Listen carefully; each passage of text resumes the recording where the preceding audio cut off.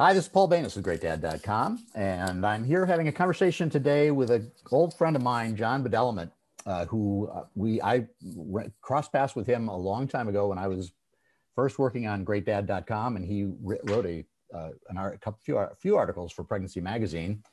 And John is an expert on fatherhood. He is currently the director of the Fatherhood, director of programs at the Fatherhood Project at Mass General in Boston. And he wrote a really great book called Modern Dad's Dilemma. And it was how to stay connected with your kids in a rapidly changing world. He's written for the New York Times. He's written for Pregnancy Magazine. And it's a pleasure to have him on with us today. Hey, what's up, Paul? I'm most worried about my hair and my, how I look. You look fantastic, but more importantly, you have a lot of important things to say to dads.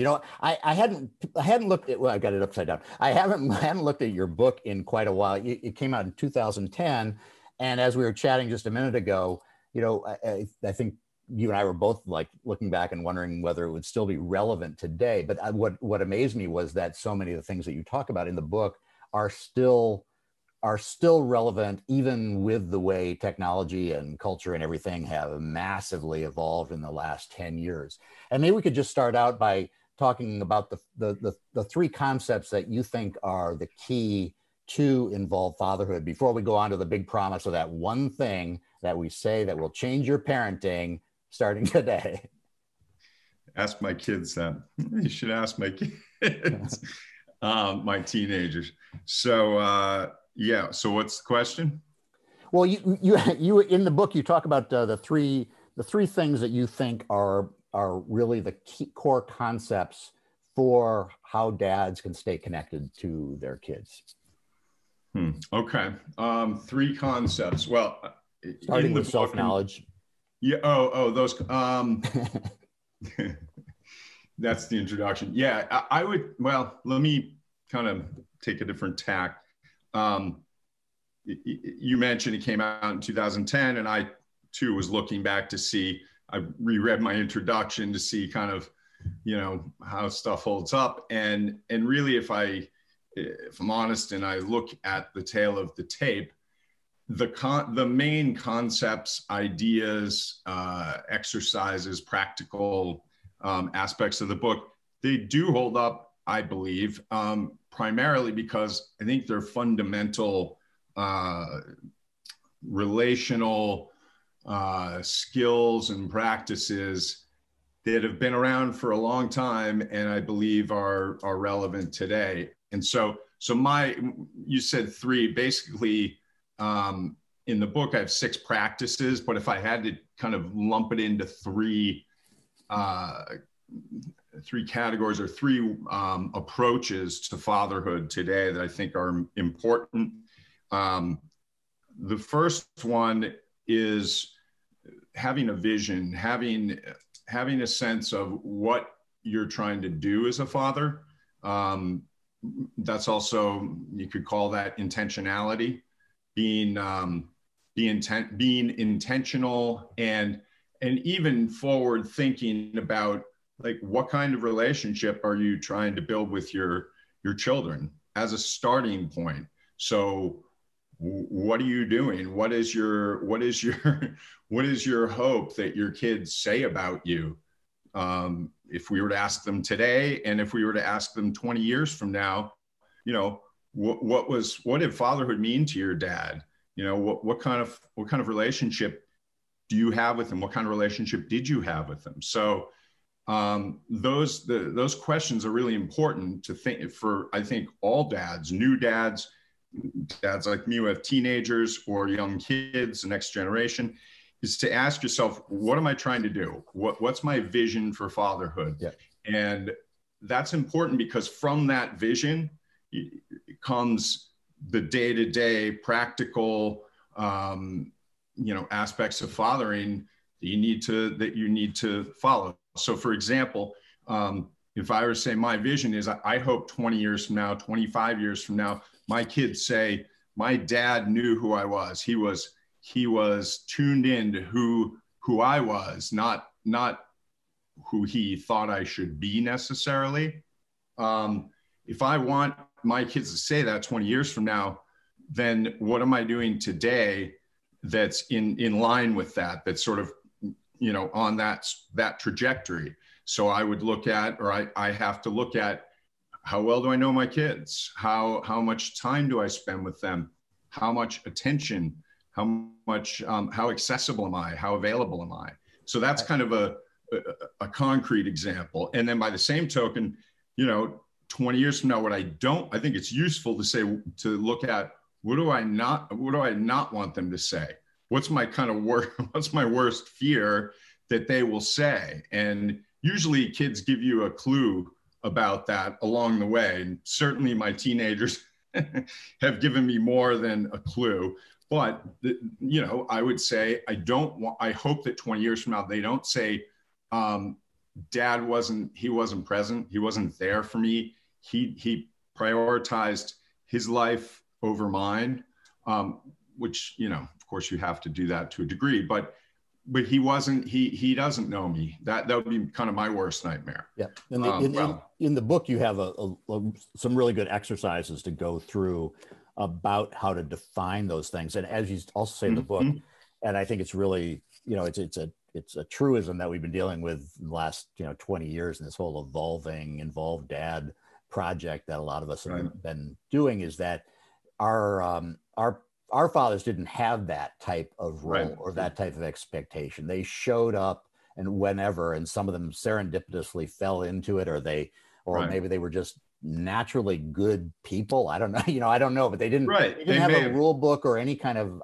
idea of how to do this. And, you know, in my coaching practice, I also talk about this idea of creating a legacy, looking forward, seeing your future self, asking yourself those kind of questions, because if you get to the end of your life and those are, you know, the kind of surprise results, the results aren't always the ones maybe you would have wanted to have had you started. As the bus is coming, things slow down and you're like, oh my God, right. That's not the legacy I want to leave. And then that's it. Yeah, right. No, but okay. Yeah. So I would say that in terms of the past and generations past, like you said, they may, I'm sure plenty of dads had a vision. I'm sure that, you know, some really thought about this. And I know that many dads were great and did a great job. Yeah. And some people's cultures also gave them structure on that, or the village gave them structure. Right. On how right. And that's true. And this is kind of a very individualistic day and age that we live in, and in terms of the village. And that's a whole other subject, the need for other dads, other parents to be influences on your kid. And I feel like now, generally speaking, the village is all the villagers are too busy and distracted with trying to get by but there are plenty of villagers that are doing a great job at raising other people's children or helping out. And there's different communities that do a better job of that, I think. But by and large, in the sort of modern age, the technological age, it's getting harder. As a friend of mine once said, he said, I feel like it's me and my wife against the world, or me and my partner against the world. And he didn't mean that in necessarily in a good way. It was like, it's a lot. But anyway, the idea of a vision, is to say, what do you want to do with your kids? That's the subtle shift, is like, what do I want my kids to say? Not necessarily, what do I want to feel? Yeah. What do I want to feel about that? So it's really emphasizing your children and their point of view, which is very thematic throughout the book, is bringing their point of view, into the relationship, because any relationship it's a two-way street. It requires knowing and being known. You can't, versus the sort of top-down approach of, parenting as, kids need to be seen, not heard type of thing. I love your empathy exercises. You divide them into more tweens and preteens and then teens. But you could cut those and slice them and dice them for every year, every week of a kid's life. You know, they're changing and evolving so fast, and right. It's fluid. Yep. It's fluid. You don't just do any of this stuff. That's the thing. It's, you don't just do any of this. Do this once. This in the book, it's a vision statement activity. It's all of these things are meant to be practices, and ideally they get sort of internalized. You know, I'm aware of my vision has stayed pretty consistent throughout in terms of what I'm working towards. But subtle changes in terms of how I line up the trajectory towards that changes based on, the context of my kids getting older and lots of other things. But the idea that I think today, the opportunity is there to be more intentional, because now we have, for lots of reasons, but we have fathers, men have come into focus, to put it mildly, the role of dads in the family. And that has lots of origins. I think the movement of modern fatherhood didn't just sort of happen overnight. And it wasn't just necessarily, there were pioneers, so to speak. If you look back, dads who found themselves in situations or decided that they wanted to do differently. But the origins of modern fatherhood and our focus on that these days, I believe go way back to the civil rights movement, the gay rights movement, and probably most significantly, the women's movement, which is not a monolithic movement, but I'm sort of painting in broad strokes. Right. All of those movements for equality, for voice, the result, I think, one of the sort of byproducts, I guess, has been like the light has shifted to say, okay, well, what are men's roles in the family? And most tangibly, women moving into the workforce, the advent of this sort of divorce generation in the 70s, women empowering themselves, and then passing that on to girls, so that they could be, both sides of the equation, both, could be moms and also be working, could be strong and sensitive. Women have reclaimed the sort of whole self. Things are not perfect by any stretch, but there's been a concerted effort and movement that we see the legacy of today in terms of, organizations like Girls Inc. and all kinds of empowerment for women and girls, which I think is great and needs to continue. And I think that where men are, in terms of modern fatherhood, is we are kind of I think a little bit down the road, but at the beginning of the road that connects the home and work, that connects the head and the heart, in that we have, with modern fatherhood, begun to look at, okay, so, are these qualities of masculinity and manhood, do they work? Are they helpful? Do they conflict with trying to be a better dad? Which I do believe there's a whole generation and more, or generations of men like myself who, having come from a family, a kind of divorced family, having been raised by a woman who left a bad marriage in the 70s, having a stepfather, and I, like many men, I think, of my generation, want to do fatherhood differently. So specifically, I see the good things that my dad did, my stepdad did, and they also, in terms of providing, but the big component I think that we're adding today in modern fatherhood is the emotional and relational connection, so that we can, as men, be more whole and raise our boys and girls to be whole. So yeah, that was. I think you're right in that all those movements, they've liberated men from some of those constraints that maybe defined what manhood was, but now we are free to explore what will be the things that really make us, as you say, a whole person. Yeah, and we have the responsibility, and I think, frankly, the focus, or the, you know, the light shining on men in general, in terms of, you know, what is our role in the family, what is our role in society, and, you know, that cuts across racial lines, cuts across class lines, religious lines, all kinds of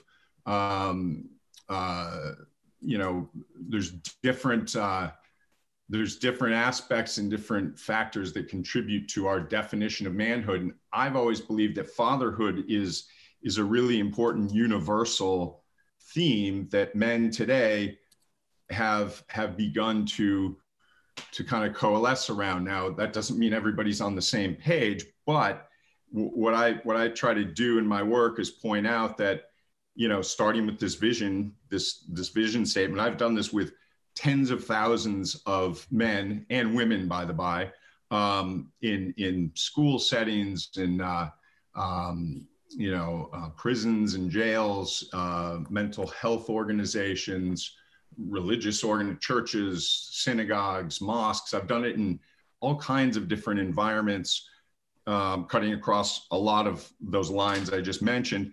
And it's interesting to find that if there's a theme in what men today seem to articulate in kind of different ways, they use different language, different terminology, but the theme is, what I've heard over the last 15, almost 20 years, is dads, men, father figures, they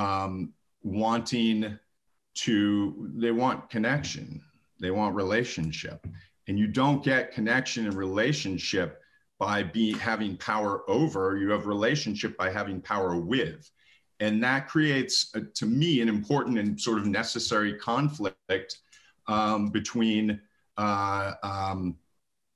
you know, a healthy, connected relationship and an authoritarian sort of style parenting. And it's hard to, and I want to be clear, I'm not suggesting that, you know, become the friend, that parents give up their authority. Right. There's a healthy way to do that. Yeah. Authoritative parenting, where it's, you know, there are rules, there are things that I expect from you, and it's but I am also present and available and in listening, and I want your side of I want to hear what you have to say. I want your point of view. Whereas from the kids specifically, that doesn't mean, you know, if my kids say, hey, you know, I think I should be able to stay out till 2 a.m, then I'm going to say, oh, that's fine, because, you know, I'm not their friend. I still have to, you know, like any parent, male or female, I still have to be in charge in terms of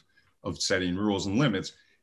But it's important for me to know and hear kids' their point of view, and primarily what their point of view, their perspective on our relationship. What do they think of me? What kind of job am I doing?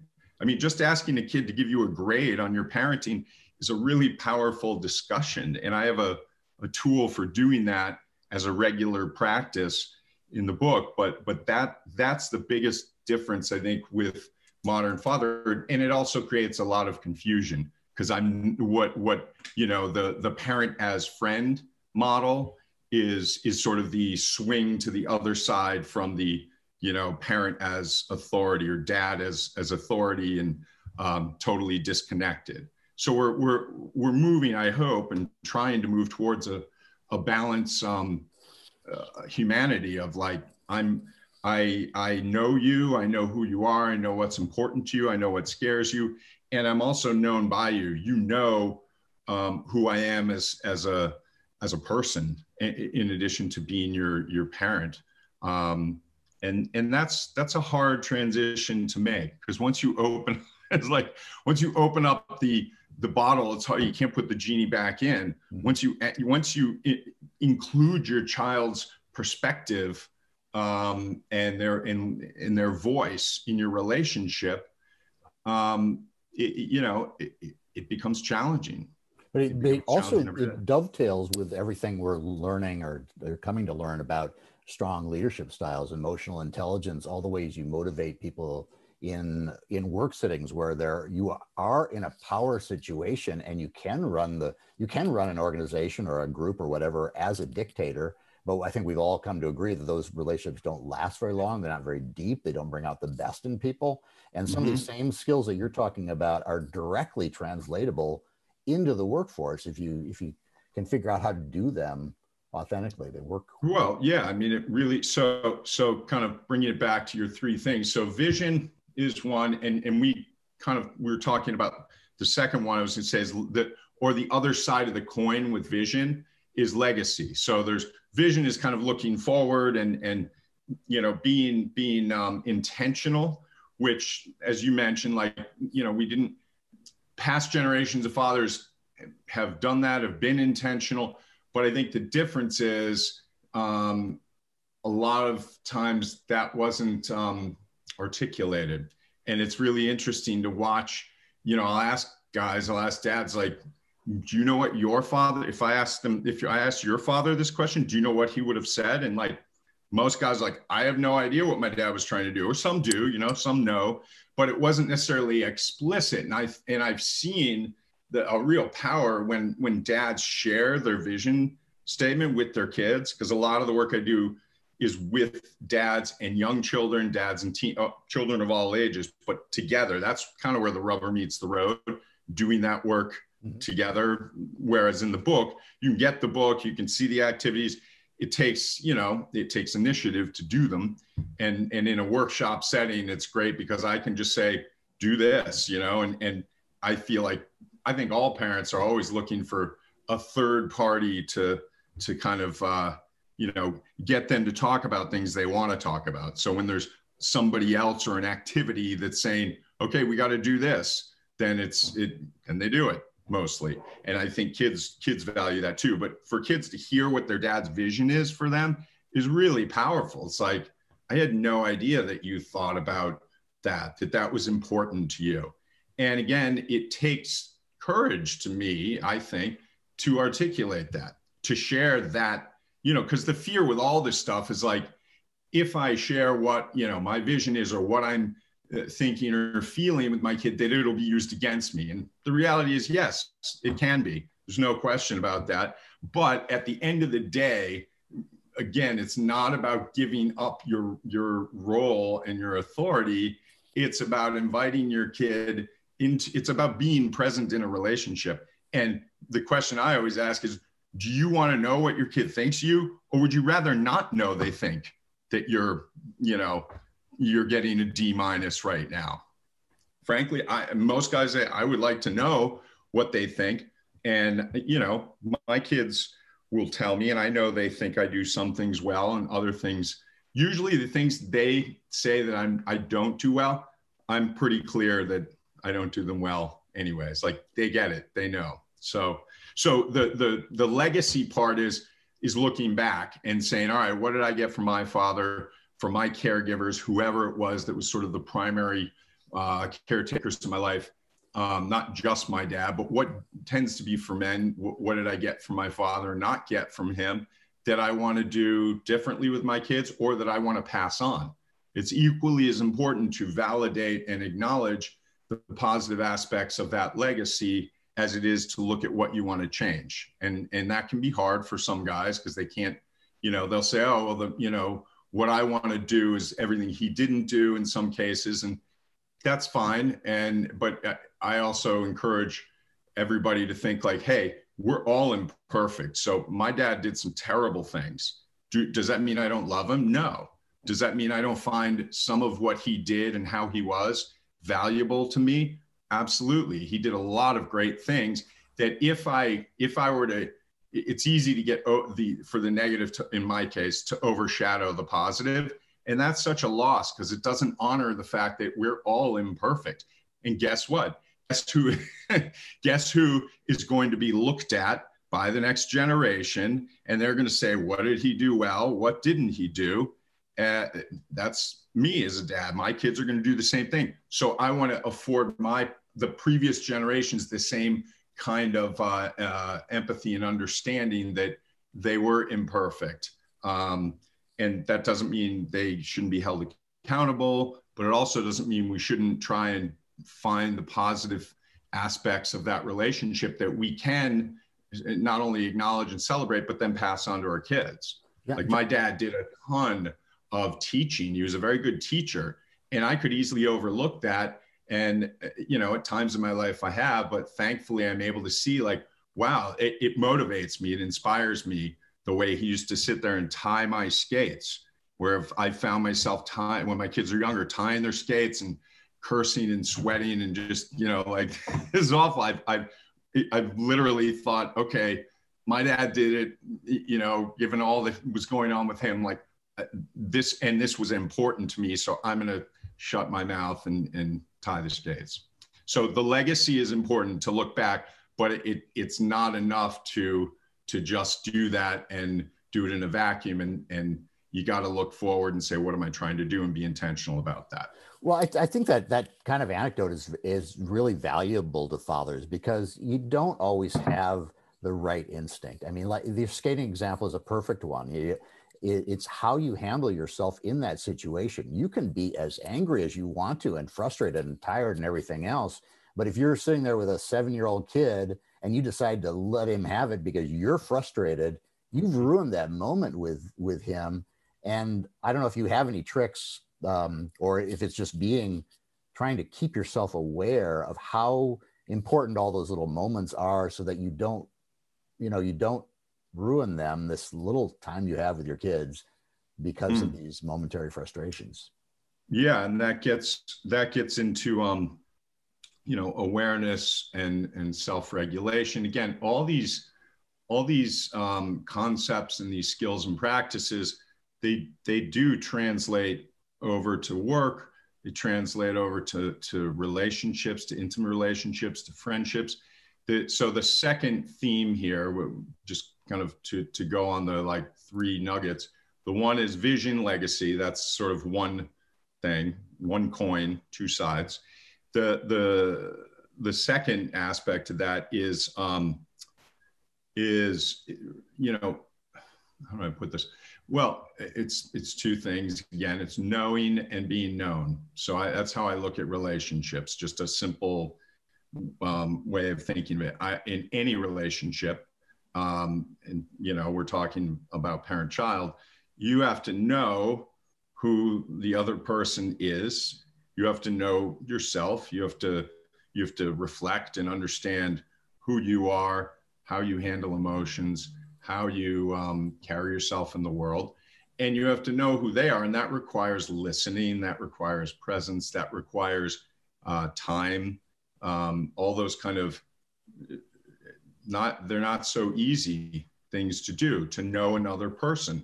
And again, to break that down to practices, knowing a child means, I have in the book and in my work, you know, from the book, I use a quiz. You could call it a checklist. I kind of like a quiz because as an educator, I tend to be school focused.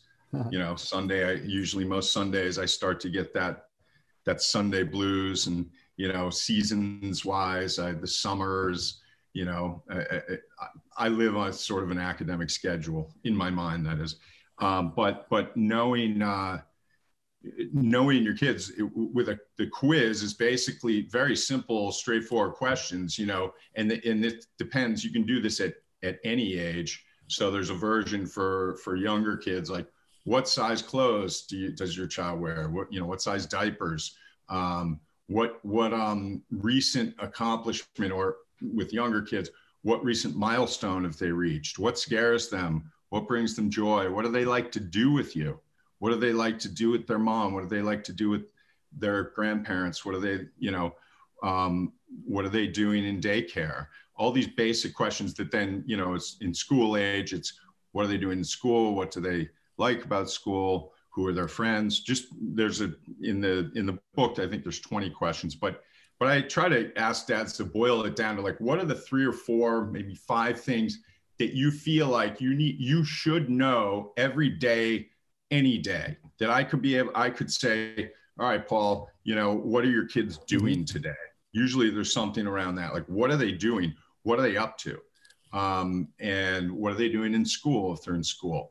Who are they with? That's another one that's usually big. But the idea is that you have this checklist. And again, it's a great activity to do to try and like, okay, what can I answer? And then if you can't answer them, the idea is to get the answers from your kids if they're old enough, or from, you know, from other people, their caregivers, the school, so that you can answer these things. The idea is to know somebody, you got to be tuned into what's happening in their lives and what's important. And at the same time, you've got to be present and listen to them and observe.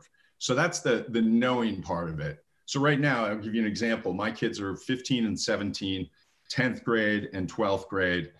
I make it's a habit now, and it's in my head. I don't have to sit down and write the quiz. But I always ask myself, I don't do it necessarily at one point in the day, but like usually I start the day, like, what are my kids doing today if they're not with me? Or even if they're with me, like what is happening for them? Who are they with? What's important to them today? Like being tuned into that is really important. It can be hard, you know? So, and I live, you know, I was with them in the same house for 17 years. Now I'm a single dad, I'm divorced, and they have a week with me and a week with their mom. So I think this is important for dads who live away from their kids.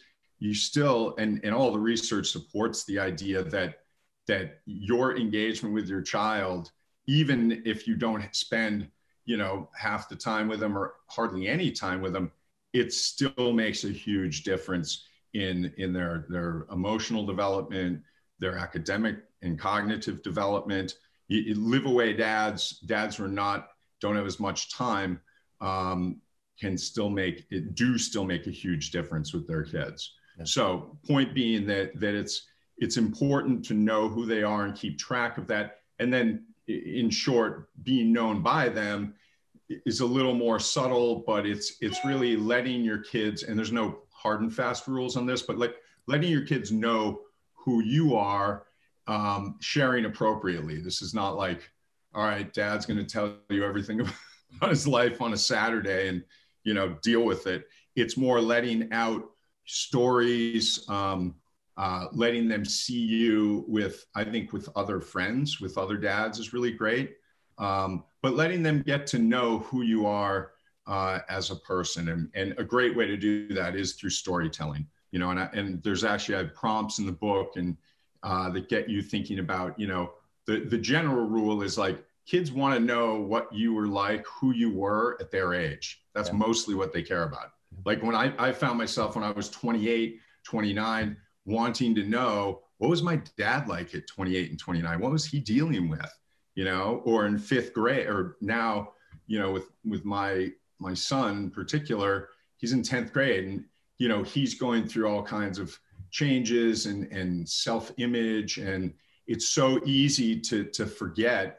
I was in 10th grade. I remember looking in the mirror all the time, looking sideways in the mirror, hoping I would see, you know, something other than just my shoulder blade. Now, of course, I look in the mirror and I'm hoping to see just my shoulder blade and not the barrel chest.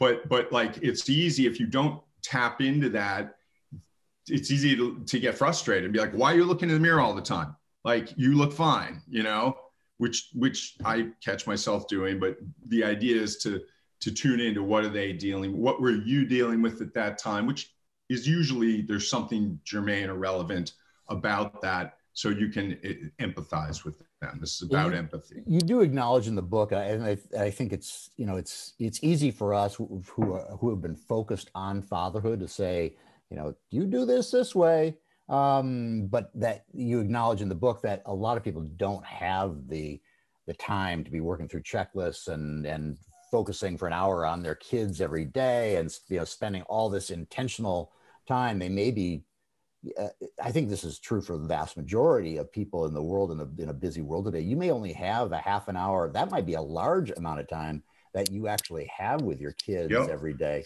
So what kind of advice do you give to people who are love all this idea, but they're like, you don't understand, John. I just don't have that time. Yeah, well, there's a couple responses to that. One is, yes, there are very real and serious roles and responsibilities that any parent has, and work and putting having financial responsibilities, putting food on the table, having a a home, having a roof over the head, obviously that's a priority. You got to meet those basic needs, and for some, that's unfortunately for too many, that's those things they're not secure in that, which is a whole kind of conversation in itself. And there's also plenty of people in the modern 24/7 world of work that choose to value their time in a certain way and live a certain lifestyle, and that's all well and good too. The bottom line is, this stuff doesn't necessarily take a ton of time. Although I would never say time is not important. Time with your kids is what it is, and it's a value, and on some level, it's a value. And if you can't spend any time with your kids, for different reasons, a lot of guys, for example, a dad who's incarcerated, he's not spending time with his kids. However, there are things that he can do. And I believe this even on a spiritual level, because I work with a lot of dads, a lot of moms as well, that we have in different programs, but one in particular, Parents in Recovery.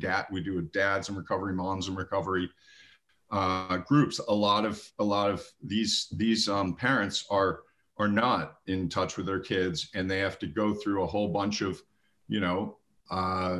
things that they have to do. They have to get sober. They have to go through the courts. So there's all kinds of situations, some just, some unjust. But at the end of the day, it's about your intentionality and your honestly, your spiritual focus. That's why I mentioned that on a daily basis, it's part of my practice to give time and thought and energy to my kids, even though I'm not with them. It's a daily ritual. And I think ritual is really important. It's part of my spiritual practice. It's part of my parenting practice. And, so that's one response to the time question. You can be doing and bettering yourself. In the case of the incarcerated dad, bettering yourself, reading, and there are practical things like reading books. There are programs where they can record them reading books to their kids.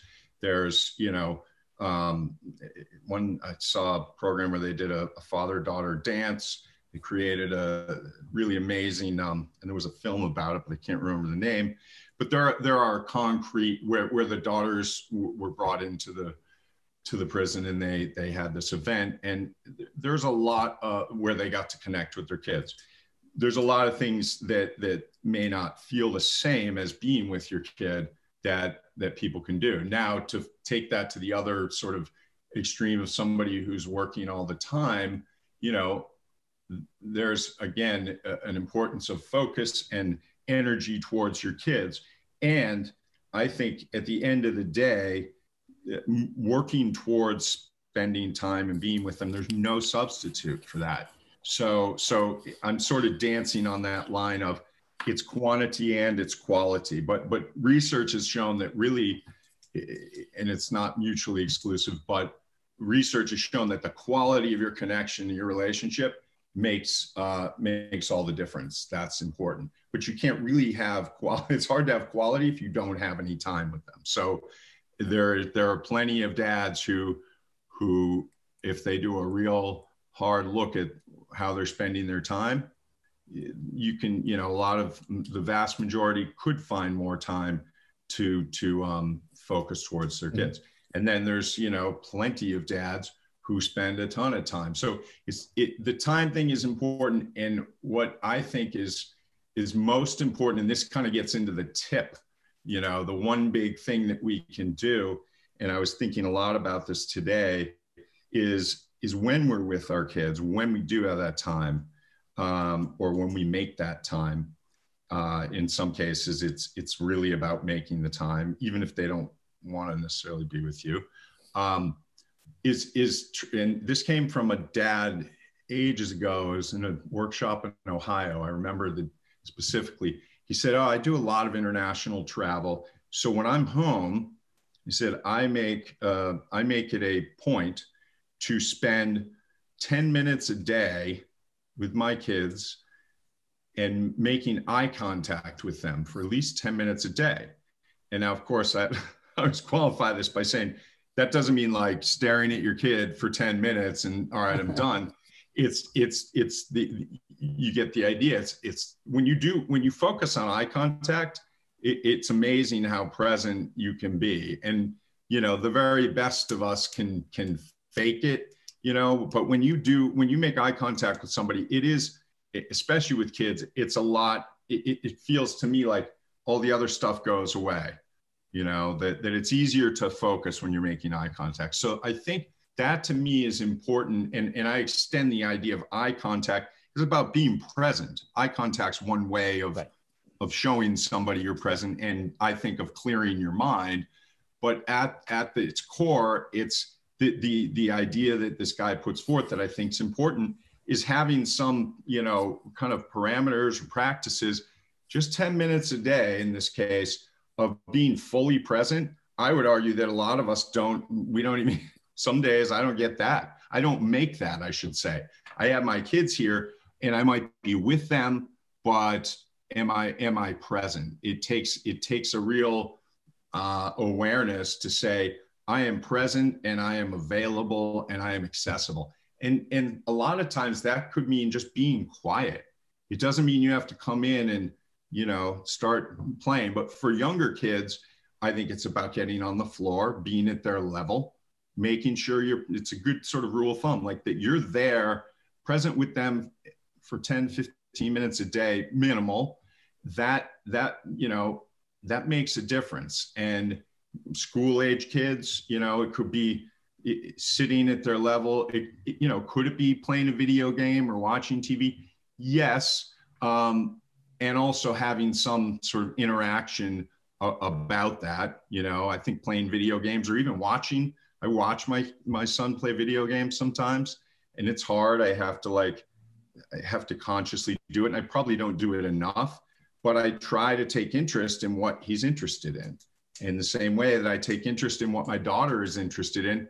And, that I think it's BS to say like, oh, well, I don't understand what a teenage girl's into. It's like, well, no, you can understand it. And you can fake it till you make it, or just put yourself aside and say, I'm going to listen to this music and I'm going to try to understand what is she like about it? Yeah. What is it that and engage that way. So I think that presence of mind is one key component every day, being present. And again, that means not being on your phone and distracted, or at least being aware when you're doing that, because kids are very aware. What I love is my kids on their phones constantly. But when we watch, like my daughter and I are watching Shark Tank the other night, new season for the record.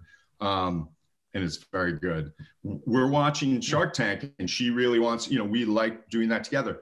If I'm on my phone during Shark Tank, she gets angry and she gets upset, and it's fine. That's the rule. That's the rule. That's the deal. I can't be, it's a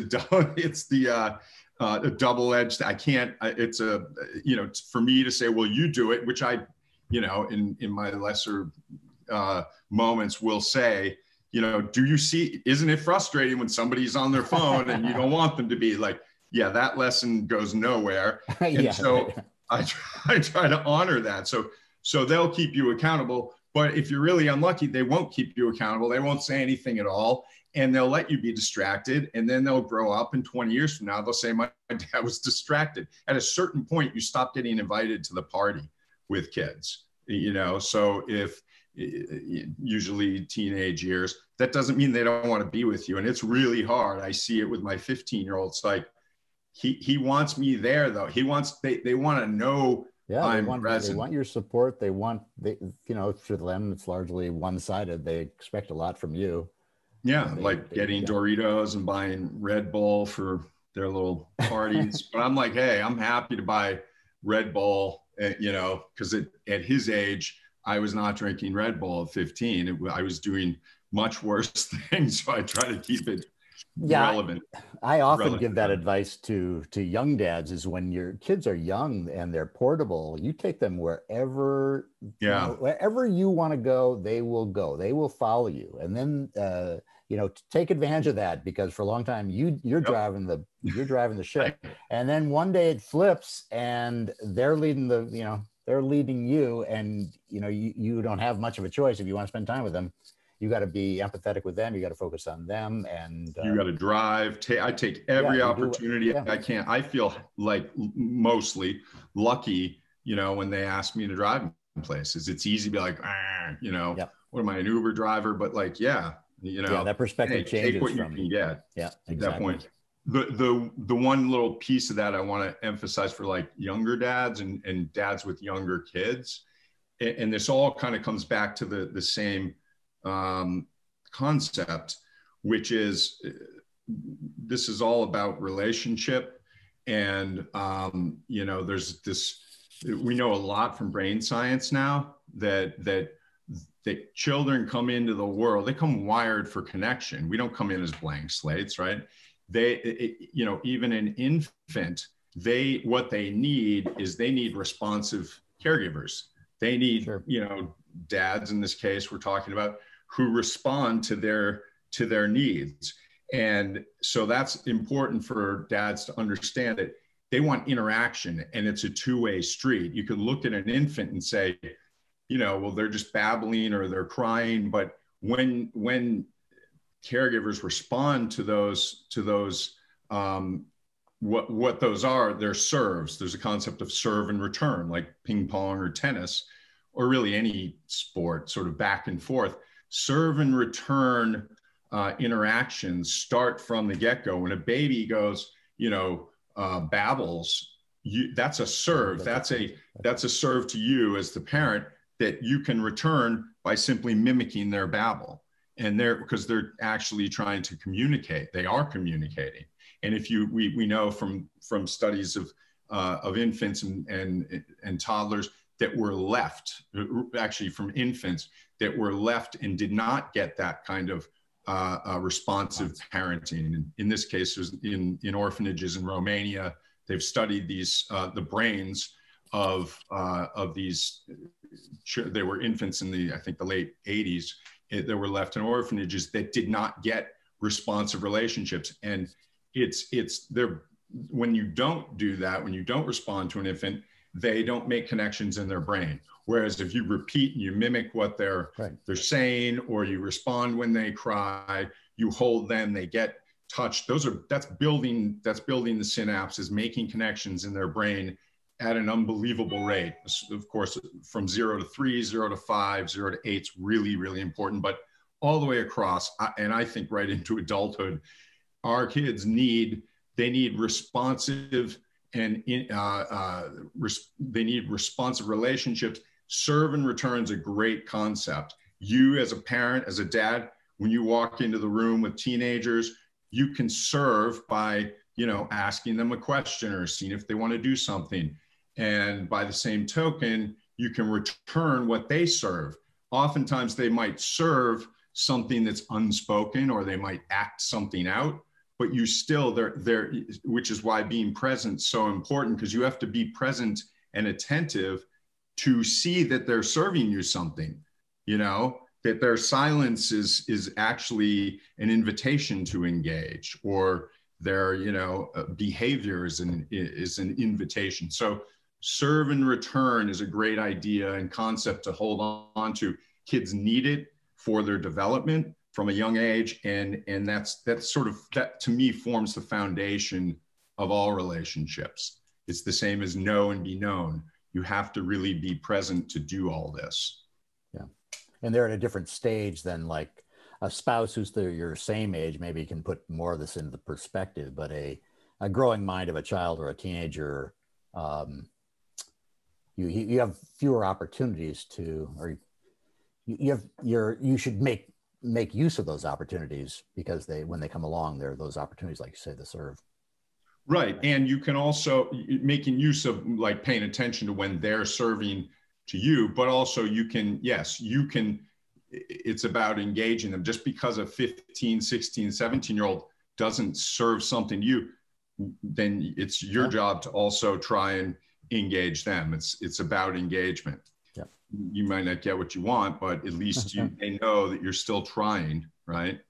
So there you have it. Yeah. I don't know if I covered 3, but I certainly babbled enough that you hopefully will get something out of this. Yeah, well, this has been really a very good discussion about some of the things that you and I've talked about over the years in terms of how to keep those things top of mind. You and I have talked about cognitive behavior of ideas of how to jog that memory in case you do have limited time with your kids, how to keep that top of mind, and whether you do that artificially through an app or some sort of, I mean, I think in your book, you mentioned setting alarms for doing different things at different times of the day. Sometimes that works for people. Whatever it takes to bring that to the top of mind, like if you're not thinking of it, you don't have the natural cues that, 12 o'clock, I haven't said hello to my son yet. Or, 3 o'clock, usually I see my daughter by now, I'll call her, or whatever it is